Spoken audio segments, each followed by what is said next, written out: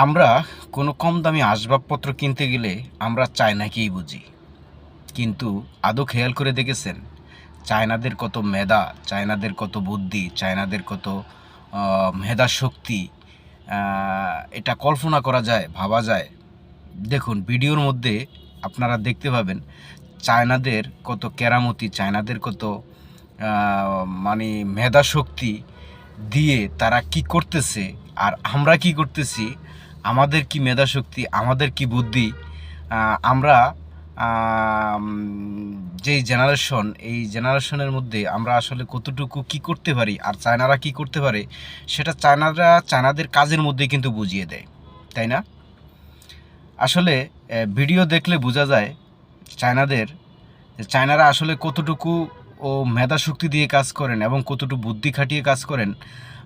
আসলে তাদের কাজ কামগুলো দেখলেই আসলে আমরা বুঝতে পারি।